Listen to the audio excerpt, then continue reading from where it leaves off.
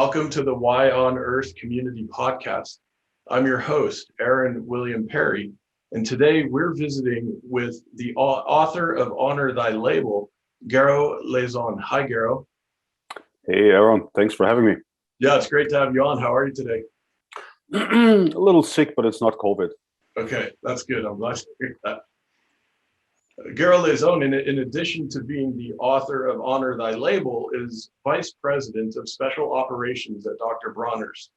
Since 2005, he has managed Dr. Bronner's shift to sourcing its main ingredients from organic and fair trade projects. These ingredients are coconut, palm, olive, several essential oils, sugar, alcohol, and now cocoa beans. Gero's Special Operations team of 8 has built and operates several integrated farming and processing projects with local partner teams. These involve hundreds to thousands of smallholder farmers, processing operations with 200 to 300 people and staff, and significant social impact through hands-on engagement in education, healthcare, and infrastructure development. The Special Ops team also works closely with and purchases from other projects not owned by Dr. Bronner's, such as Canaan Palestine in the West Bank. In recent years, all projects are emphasizing the shift to regenerative agriculture to improve soil productivity, resilience, and carbon sequestration. Born in Cologne, Germany, Gero has a master's degree in physics from the University of Cologne and a doctorate in environmental science and engineering from UCLA. Before working for Dr. Bronner's, he worked as an environmental consultant to U.S. industry in the development and industrial hemp and in international development. When not traveling, he lives in Berkeley, California. Now, Gero, I know this last little bit about you not traveling, you do a heck of a lot of traveling, it seems. Just the process of coordinating our interview together required several weeks as you were, I think, abroad visiting some of your projects. And I thought I would just dive right in by asking you, what is it that has you traveling so much and connecting with communities all around the world? And how is that approach, which you're spearheading for Dr. Bronner's, different from how many of the other more mainstream industrial companies are doing things with regard to their supply chains? You hit it right on the head, Aaron. How do we differentiate ourselves from companies that simply, and it's not that simple, simply buy organic and fair trade ingredients where available? And that takes us back a little bit to the story really of our work on our supply chain. So my bosses, the grandsons of the company founder, Michael Bronner, when they took over in around 2000, it was clear they wanted to continue his vision being cleaning up the world with soap. Honestly, Emmanuel was driven enough to think that that's his responsibility as an entrepreneur. Now his sons have more improved technical means at their hands, like there's things such as the internet, and by then they also had a little more sales, and they had their mom to help them run the company on the financial side. And the question then came up, where do our ingredients come from? In 2003, they said, let's shift to organic. That seems to be something that shows responsibility, and you avoid farm workers in the tropics from being sprayed with pesticides. And after a year buying organic coconut oil, they realized, we're just buying from a broker, and we still don't know where the oil is coming from. And then David, whom I knew by then from our work in hemp, he said, and I was working in Sri Lanka on a development project, and he said, can you look around for fair trade coconut oil? Because he thought we need something that's third-party verified. You want some sort of a certification system, because he's very well aware of this tendency to just do label fraud, or to just lie and embellish whatever you do. So we started looking around, and then we realized, there's no standards. There's no fair trade standards for any of our ingredients, right? There's fair trade standards for coffee, cocoa, sugar, and not for us. And it was because there was a monopoly by the by Fair Trade International, really and they didn't have much of an incentive to move ahead and just expand their system. So we looked around, found comparable standards, number one, and then realized there's no supply still. So we have to do this ourselves.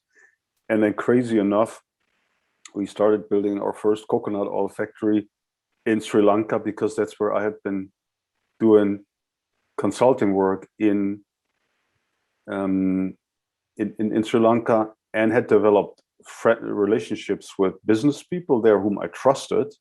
We pulled off an impromptu relief project after the tsunami hit in 2004, that was.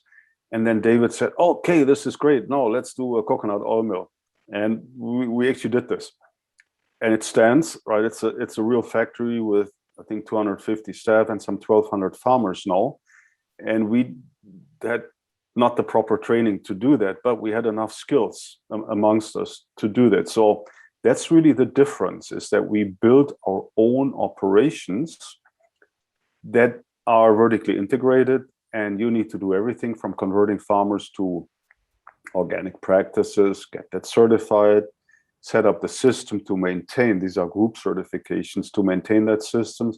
You have to do the architecture, then build and equip a factory, and then you have to run it on a day-to-day basis. So that's something that takes a little more engagement than just coming for a purchasing visit every year. And we've done this in several other locations, and that's really what's kept me traveling for the last 15 years. You do need to be on the ground to make decisions. And the interesting thing, and the same for my teammates. So I've spent half the time on the run, so to speak, since 2005. Same for my teammates, a little less so. The last 2 years were interesting because since early 2020, we couldn't travel. It was just not feasible. And then I went back to Ghana first time in June. And amazingly, you find that if you have good relationships with a team, Zoom is not a bad crutch at all. And I suspect that all of us, we're going to be cutting back a little bit on the number of trips. You still need the exposure on the ground. So we're there for a week. And that's about discussing strategies. You know, you need to look at the sort of, we bought a piece of land. You want to go see that land. Zoom just doesn't do it. But you don't need quite as much as we used to. But the relationship is being on the ground, interacting with people, interacting with their communities. They really like the farming communities when we show up and show our interest and our support of the project. So there's a whole bunch of reasons why you do want to be present, and that does set us apart from companies who usually just buy. That's just very different. We sit in there and have financial discussions. We interview staff. We have to help discipline people in high-end cases as well. So that just requires personal presence, and that's why we're on the ground. One of the things that really jumped out at me when I was reading the book, and I'll just show the cover here for folks who are looking at the video version of our discussion. Really a beautiful cover and wonderful way of storytelling, describing many of your experiences as you're also conveying many of the principles and practices that you and your team use. But one of the things that really jumped out at me is how important it is to have those relationships with those community leaders on the ground and business leaders on the ground. It seems that that's really the link in the global chain that when it's strong probably means a lot of good things are happening, and perhaps when it's not going so well, it could really cause trouble throughout the entire organization. This is one of the key challenges, Aaron, is really to find the right people. Everybody will tell you this, right? It's just well known. And we've made our mistakes. There were 2 cases of fraud on 2 projects, and we ultimately had to let the managers go. And I hadn't done this before, so I had to learn. But in that process, you develop a better nose for who's driven by what motivations. And you want to pick people that do have a motivation that goes beyond just making money. There's nothing wrong with people wanting to make a living, but if you provide some meaning and purpose, you will have not a guarantee, but your likelihood of more loyalty is important. So unlike bigger companies who may have local subsidiaries and then hire, say, the CEO and let them do things, we get very closely involved in the development of staff. And to a point that's pretty common here now is you do leadership training and team building, all these nice terms. You have to do that on the ground because number one, there's succession issues. And number two, it helps on motivation that you build teams. So we've just introduced some of these more Western concepts into societies that haven't heard much of them yet. And that, I'd say, overall has had a very beneficial impact. So we just take the time to speak, to encourage our people on the ground. They're also remote, right? So you want to integrate them into what you do, give them speaking opportunities at webinars or live, for instance, right? It's the integration of people, and it's not just conferences. At conferences, right? I've been at enough conferences myself as a speaker, and they're so-so, right? Ultimately, they don't change the world, but to give people an opportunity to speak to like-minded about their experience just gives exposure. And that I find really valuable. So it's just paying attention to the human, the psychological needs of the people on the ground is a key element of what we do. And it's the only way to make it fun, right? You want to be able to relate to people. You don't say they're always friends, but there is a lot of laughing, at the irony of the world, but it's also about addressing the problems they have at hand in a realistic and constructive manner. I think that's a key part of our ability. While helping, they're younger. Many of them are in their 30s and 40s, like the leaders. And there's lots of room to support them in their personal and professional development. And we like doing that.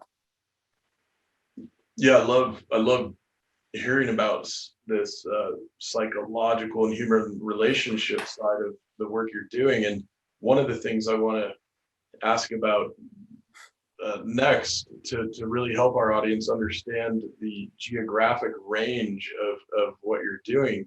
You have operations in Sri Lanka, in the Holy Land, both the Israeli and Palestinian areas of the Holy Land, Nigeria, Ghana, South Africa, and elsewhere, India, elsewhere. So could you give us just a quick overview of the places and cultures and continents where you're doing this work and sort of what that means to be so global with such a hands-on approach? There's 3 companies that we own or have a majority share. That's in Sri Lanka, where we make coconut oil. That was the first project, and there 1,200 farmers, family farmers that grow coconuts. The factory that makes the oil and soon coconut milk and cream has some 250 staff. And I spent a lot of time building up. This was my first project. I spent probably a total of 3 years or so in Sri Lanka to help set this up, because we hadn't done this before, and I was really concerned about getting things wrong, which happens easily. And that's a culture, I guess, that's seen a lot of foreigners. You don't feel all that foreign, and not sure whether that's the question, but I used to travel a lot when I was younger. So we would drive as far as Iran from Germany. And so you just know, and I didn't like Germany too much, I want to say that, right? So I as soon as I could, I went to Holland. And it fitting in with the local culture isn't as tricky as some people make it sound, but you definitely want to be sensitive to local traditions, but you also don't want to overblow it. The one thing I've learned is people are not that different. in most places they laugh about similar jokes, if they have a sense of humor, that is. And so I like comparing them. So that's Sri Lanka. I'd say they're the nicest natural smiles on the planet come from Sri Lanka. People do smile, and the silliest thing is when you ask Sri Lankans to smile for a photo, it doesn't come out so well. Then in Ghana, we started just at the same time we started our palm oil product, right? And palm oil is a bad oil, as everybody knows. And of course, for us, it couldn't come from a large plantation that was planted on burnt down tropical forests. So this was existing smallholder agriculture on 2 to 5 acres a piece, and then helping farmers improve the productivity, pay better prices, and then employ mostly unskilled local women. Now this is in the countryside.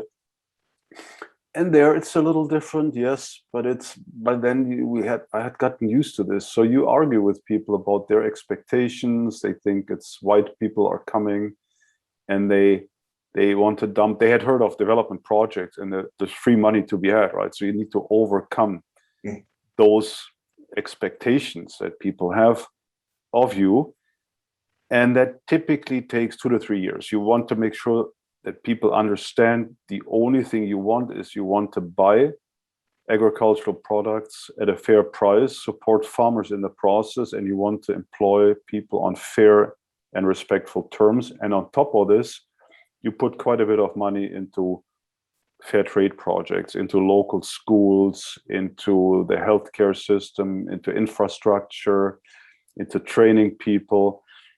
And those are the settings, and they're all different, rather different, but ultimately they're not. India is a trip. We don't own that project. We used to, but we closed it down for fraud, but rather facilitated a few of our honest field officers to start their own projects, and we're by far the largest customer. And that is a project that's yet to save India.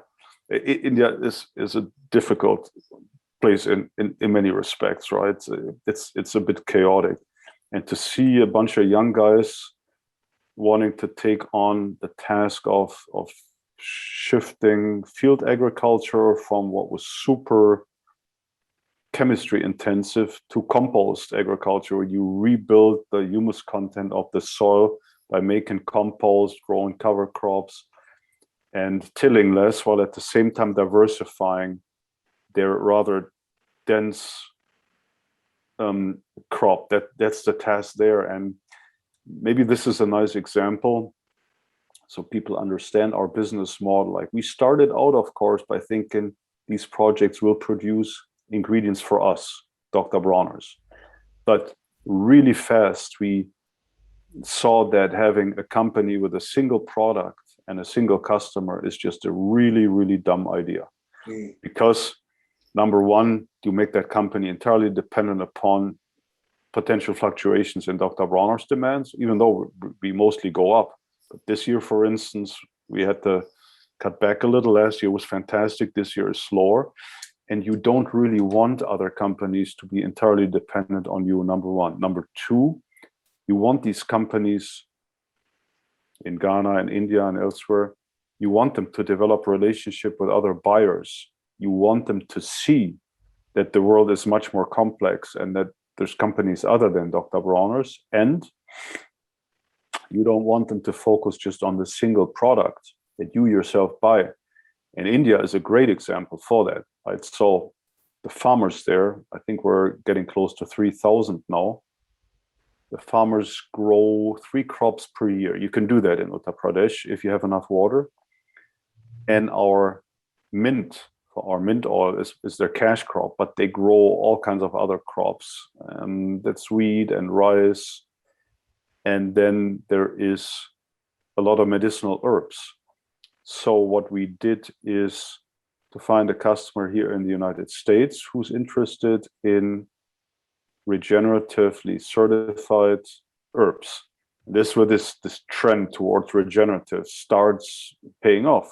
So this is a respected nutritional supplement company who is looking for a trustworthy Indian supplier. So we're now starting to supply tulsi, holy basil, to them. There's chamomile, and all of a sudden there's a whole other list of herbs that can be grown where we are, and that'll help farmers diversify. They can sell products with a fair and an organic premium, right? So that increases revenues from the field.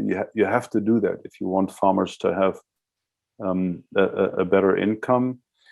And it also connects farmers to other companies. And it's really fun for me to, over the last 2 years, and rock the regenerative organic certification that we now have on 3 of our 4 projects, is to have that serve as an interest piquer that gets company come to look and see whether we might be able to produce something for them.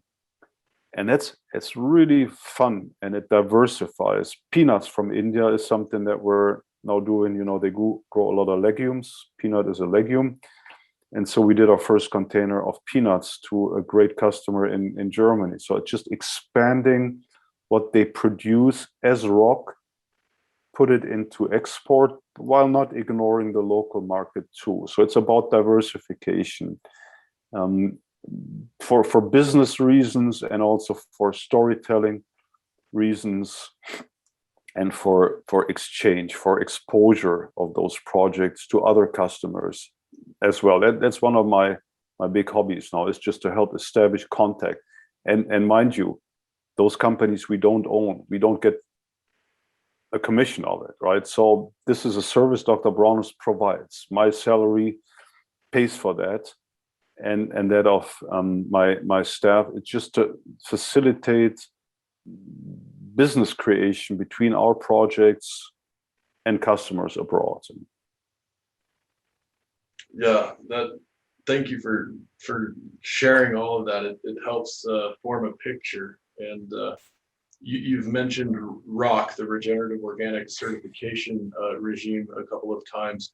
And of course, we've had David Bronner and Ryan Zinn, your colleagues, on other episodes talking a bit about this. But for our audience who maybe haven't yet listened to those episodes, could you just walk us through what is this Regenerative Organic Certification, and how was Dr. Bronner's instrumental in helping to basically launch this in a community with a few other companies and organizations?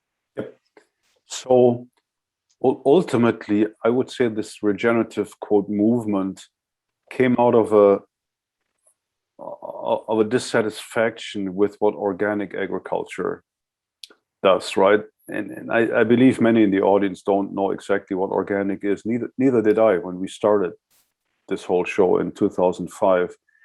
And originally, say in biodynamic organic agriculture, the idea was also to pay attention to the quality and the health of the soil. And that usually means just, maintain a humus content, have organic matter in your soil, because that improves resilience, that facilitates liveliness in the soil. And in many respects, organic agriculture has somewhat come down to being simply about not using chemicals. And organic is more than that. And I didn't know this really when we started in Sri Lanka, and we were lucky enough to have a pretty tough organic inspector who says, Gero, coconuts are all organic by neglect. It just means farmers don't do anything, but that's not organic to us. So you better think about what kind of soil maintenance programs you implement. And with trees, that comes down to pruning, it comes down to mulching. Then we started the production of compost. And this was in 2010, and we started doing similar things in other projects. And then around 2015, this concept of regenerative organic agriculture came up in the United States. This is an American invention, and everybody got really wild about it, like this sometimes happens in the US if a new hype comes up. Yeah. And it was great though, because we had already positioned ourselves with our projects as people who try to practice regenerative agriculture by mulching, by plowing less, by making compost. And then there were several groups that thought, well, we need a standard for that, because otherwise everybody's going to say they're regenerative really soon, right? There's going to be label fraud on a large scale. And that's where David Bronner partnered with Patagonia. There was the Rodale Institute and a bunch of other companies to develop a standard. It's a private standard that's been now out for 2 years, and increasingly companies, projects apply for that standard. And it's really a combination of basic organic, meaning don't use pesticides, herbicides in your productions. There's animal welfare.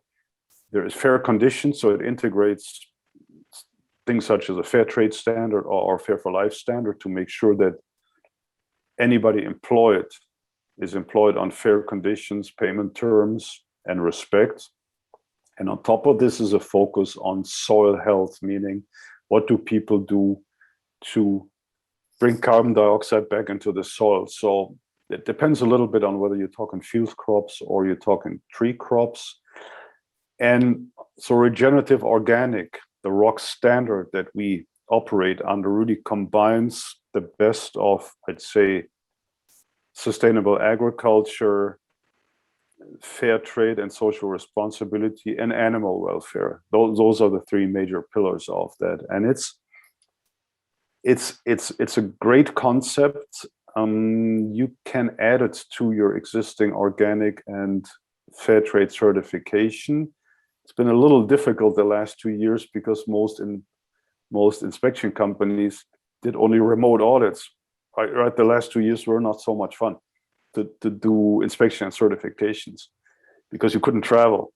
So pretty interesting, but that'll change. So ultimately, the ROC standard is a standard that on the highest level integrates requirements for treatment of people, treatment of animals, and treatment of the soil. And to me, it's got more of a visionary feel to it than just organic does, because it's not just about not having pesticide residues in your food, but it's about how it's grown and how does it affect the soil, the people, and the animals in the neighborhood, right? And I find that super inspiring.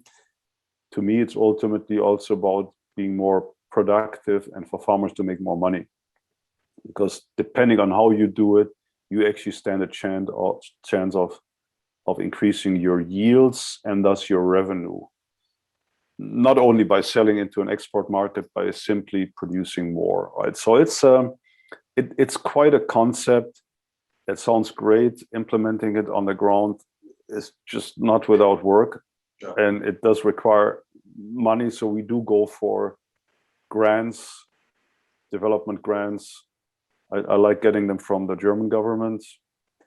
And there's a real interest in what we do, is work directly with smallholder farm, be present and not just train, be present, engage with them, buy from them, right? That adds to that, right? It's just the exchange of goods for money, or employing people and paying them a wage. That is just the blood of the economy. And so we're just in the middle of that. We don't just buy, we actually engage on different fronts. And the ROC standard kind of sets the framework for that. And we think it's a pretty good one. Mm-hmm. And if folks are interested in learning more about the ROC standard, do you know what's the organization or the URL they should go to find out more information? So as far as the standard goes, there is the ROA, the Regenerative Organic Association. I'm not sure. It's probably roa.org. So this is here in Northern California. They describe the standard and all its aspects. More general, there's Regenerative International has a website. And then you find a bunch of companies.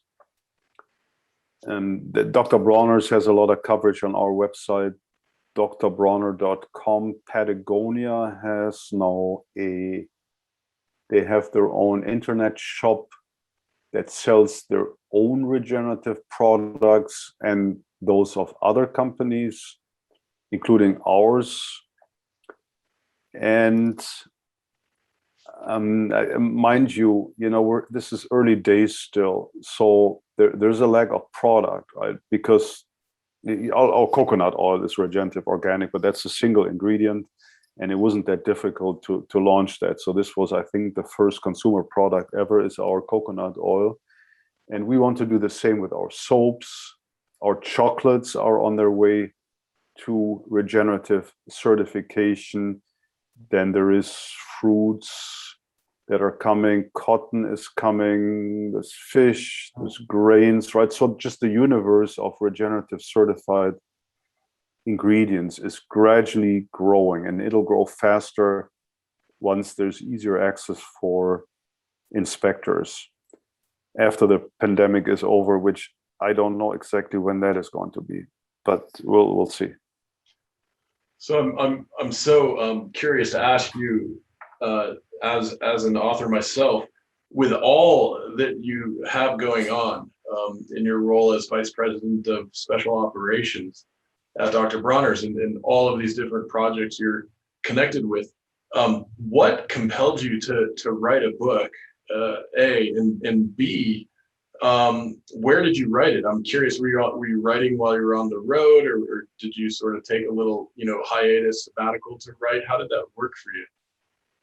It's the drive came, there's several. My father was a publisher, right? So I grew up with books, and the kind of stories I had over the last 20 some or even 30 years are not so boring overall. And I thought this may not be a bad idea to just represent this, because there's many people who have had bits and pieces of that story, and I thought this should be maybe explained. And I'm a scientist, so I like explaining things, and I thought, what better than explaining how mixed agroforestry works, or how soap is being made.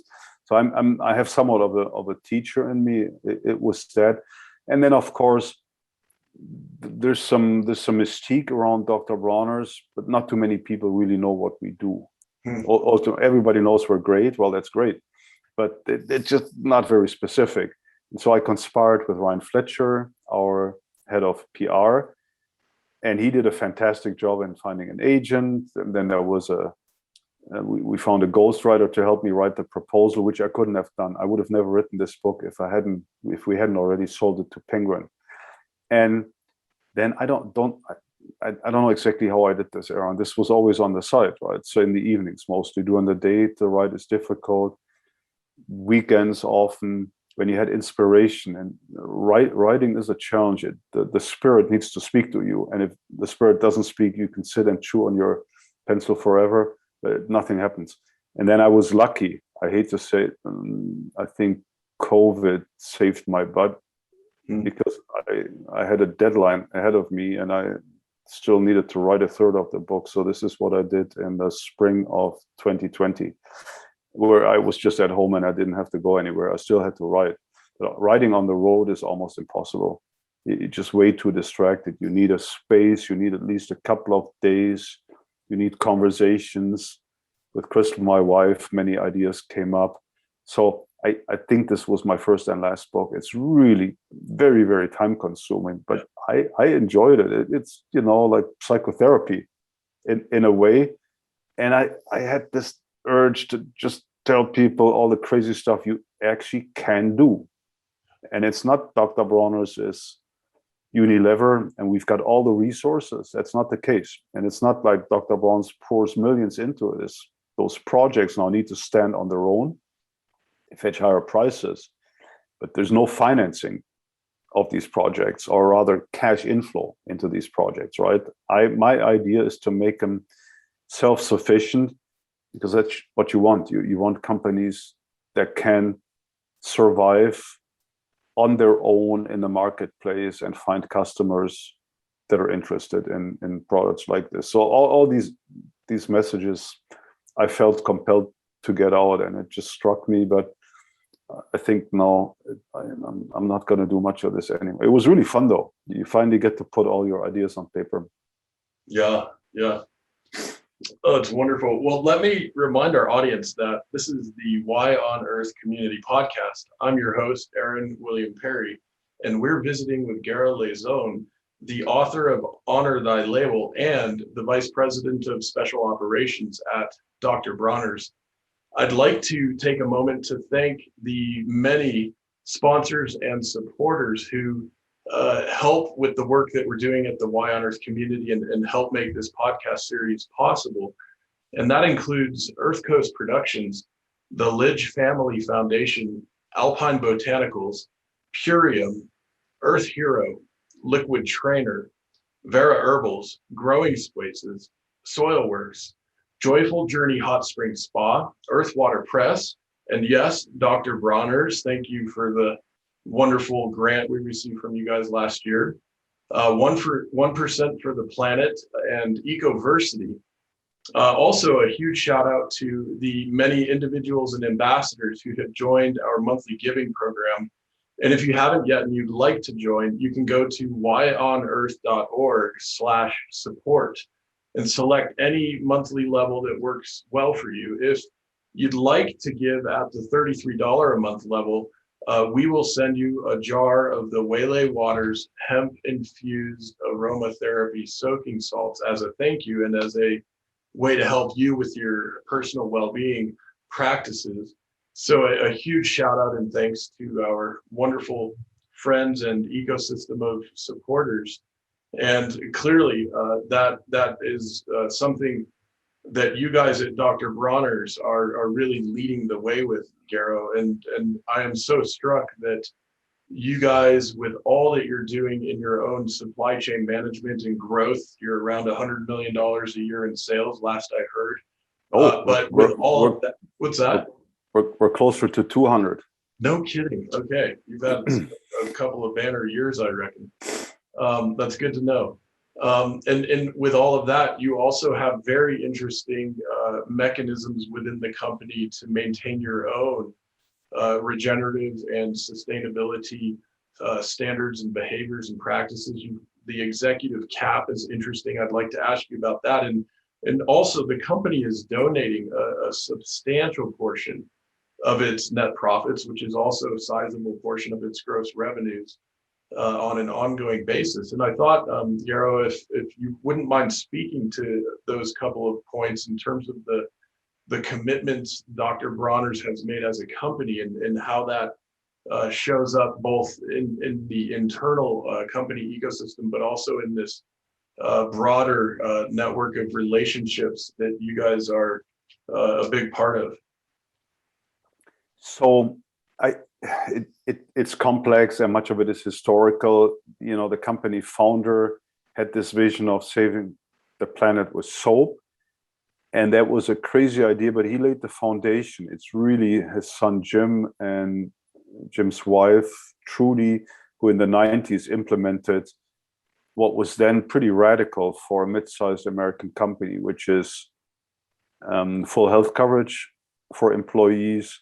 And then also just the way people were treated, right? This concept of a family business and family, not in a corny way, but rather just trying to treat people like humans, which all means you get involved in their personal problems too. But I guess that was part of it. And then as the company grew, the question came up, what are we going to do with profits? And that I think is the real radical departure from what's usually done with money. And I think it explains our behavior. So everybody knows when companies are profitable and they're owned somebody, then the profit goes, the profit not needed for investments, etc., goes to the owners. So that's different at Dr. Bronner's. There is no dividend being paid for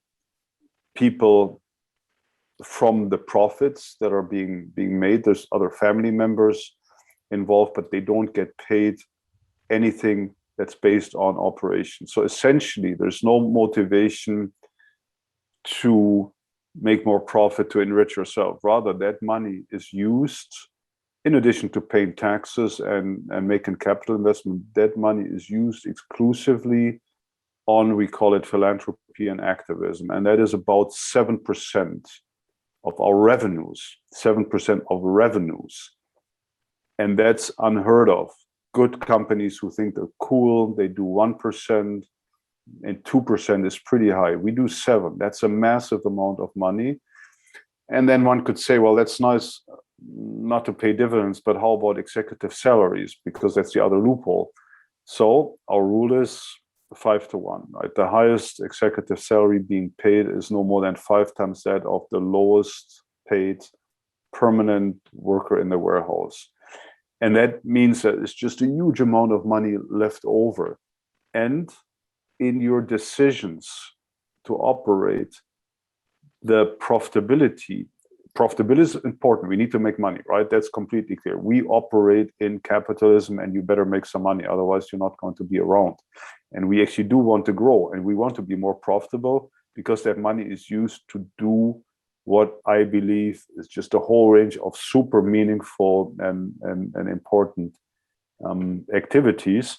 So it's really blocking the access of the owners to their money to a point where we're thinking now of having this eventually turn into a foundation of sorts. We want to remove the aspect of ownership and the entitlement to profit. We want to separate these things because that's what mostly causes trouble. And I've watched this over the last few years is what happens if people are not primarily driven by motivation to buy a yard, 10 new cars or build a mansion or whatnot.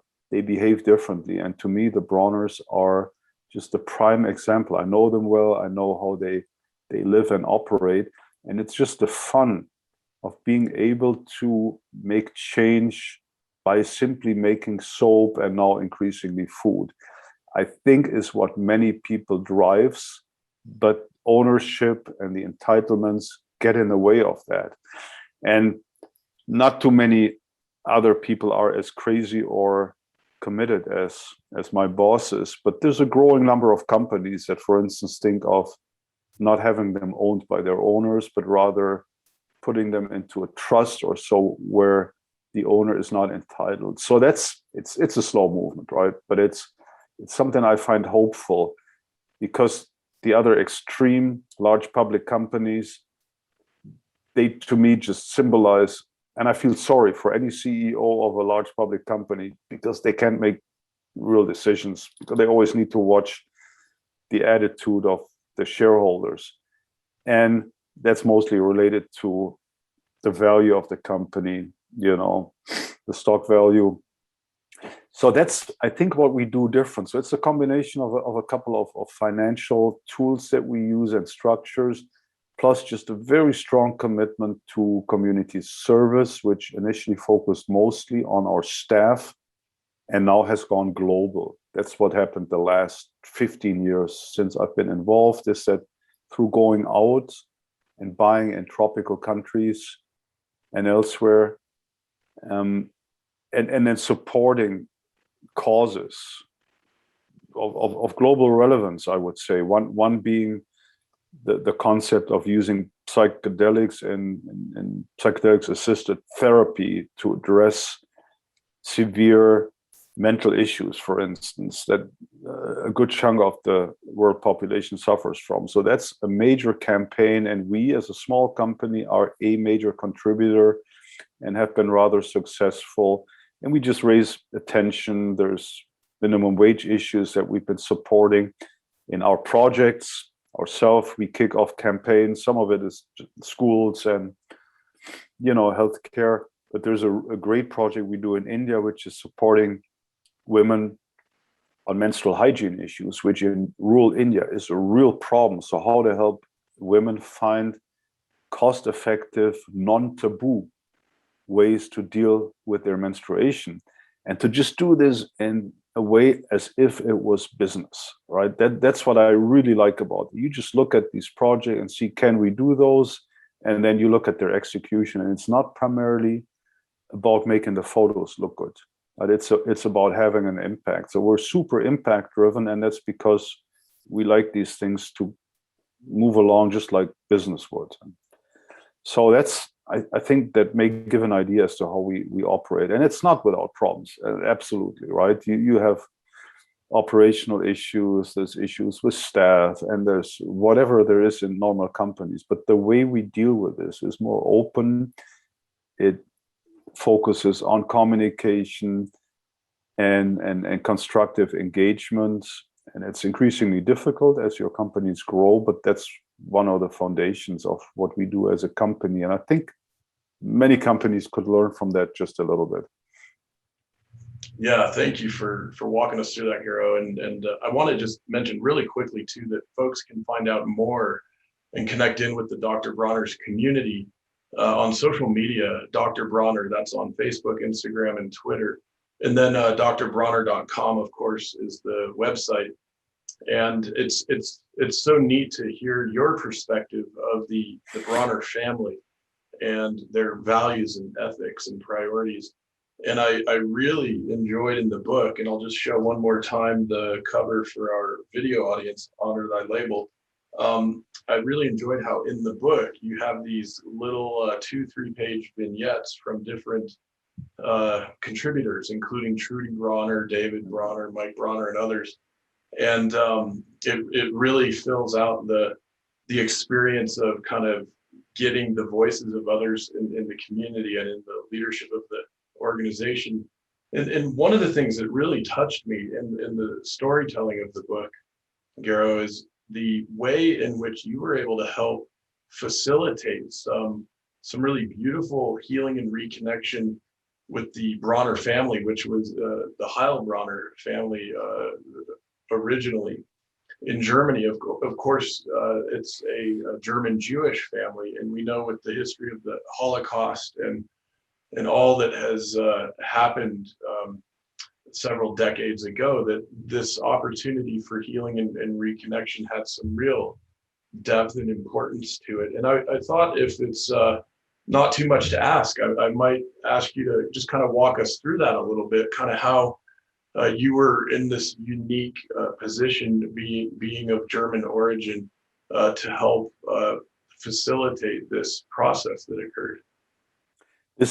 This isn't really an official part of my job description, and I fell into it, but I couldn't help it. Right, as a German, the issue of the Holocaust has weighed on me. I'm too young in a way, but I knew what had happened very early on because my father allowed me to read books about the Holocaust since I was 9 or 10. Right, so I had a perspective on what happened, but I didn't know a single Jew until I came to Los Angeles.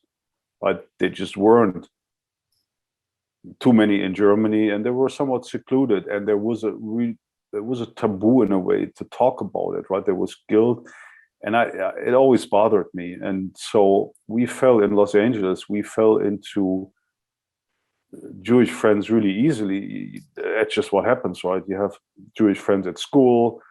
Many of your doctors are Jewish. Crystal works in arts, and so I was super sensitive, and I learned a lot the first 10 years in Los Angeles just about the tragedy of the Holocaust from perspective I hadn't known.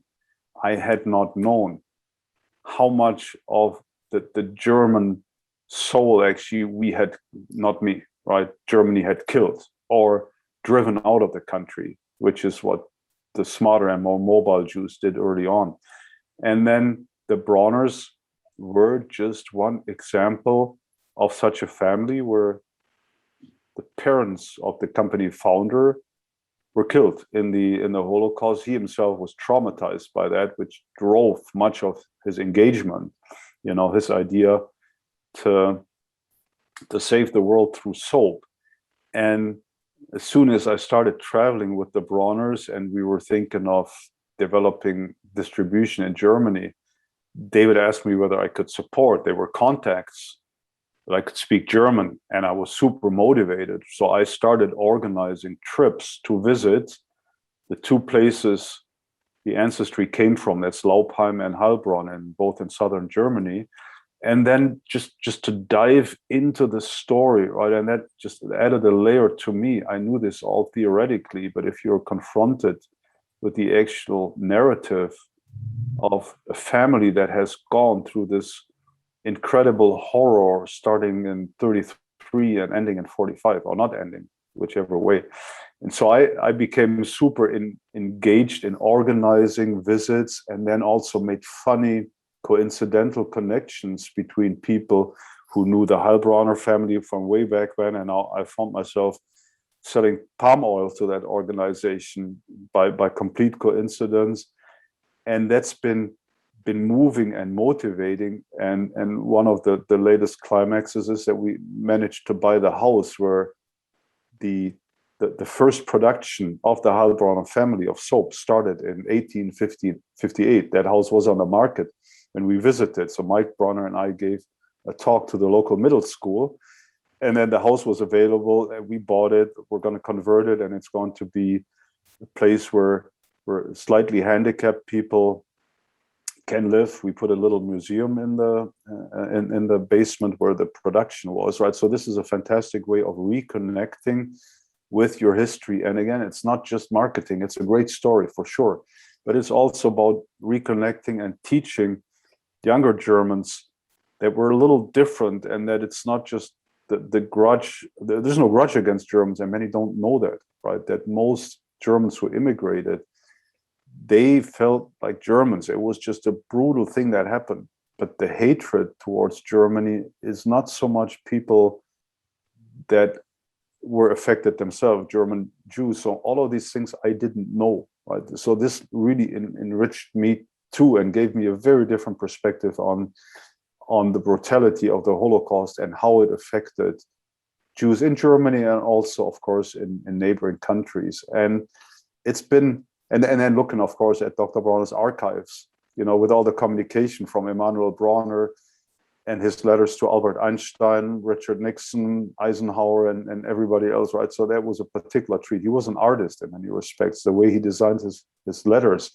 And just to see that, the craziness of a person that tries to single-handedly help overcome some of the ills of the planet, all that was really moving to me, to see that, and then to connect with the family of such a person. So it sure enriched my job if I needed that.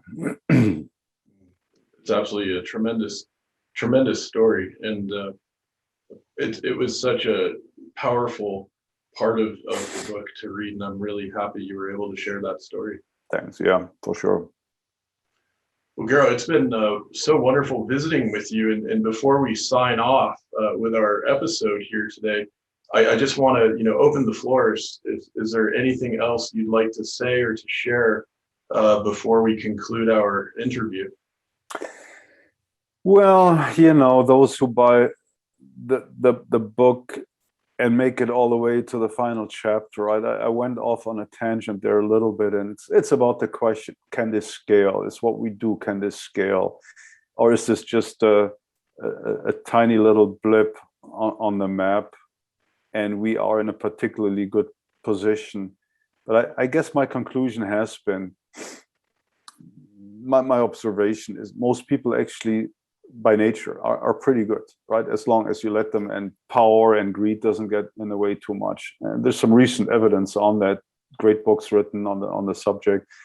And I believe, I'm super optimistic, is that our fundamental human condition would make us more prone to just have many Dr. Bronners, or just do economy in a way that pays more attention to others as individuals and as a society. And I'm getting a little older now, and personally, I keep saying this, I do not believe we're going to be acting fast enough to entirely prevent climate change or stop it before I die. But I believe everything we're doing is valuable for many other reasons. And one is just doing it because it gives you meaning and purpose. And I think to make that a little more part of our action in business in particular is going to add a lot of fun too. I really enjoy my work, and I enjoy working with other people. And it's not just about working with the same-minded. That can be pretty boring if the same-mindedness is poorly understood. It's really more trying to figure out, what am I doing with my job, and what is it that I can do that I I believe in and then act on it in a smart way in collaboration with others. That's ultimately the theme of this book. And I really hope that I can inspire people to just think about it. And if they do get engaged in a company, to just consider that. And what Dr. Bronner does is unique, and not the same rules have to be implemented, and you cannot buy all of your raw materials as rock certified. That's not going to work. But there's room in any company that does anything, is to just be a little more open and respectful of the people you work with, and then just see whether you make somewhat of a contribution. And if nothing changes in your lifetime, and if we don't prevent the global climate change, at least it's going to be much more satisfying for yourself and those around you, right? And that, I think, is just that's a value by itself. Yeah, absolutely. Well, thank you so much, Gero, for visiting with me today. It's been a real pleasure chatting with you. Same here. Thanks very much for having me, Aaron. And I hope people got something out of this. Oh, I'm sure they will. Thank you. Bye-bye. All right. Take care. Bye-bye, Aaron. The Y on Earth Community Stewardship and Sustainability podcast series is hosted by Aaron William Perry, author, thought leader, and executive consultant.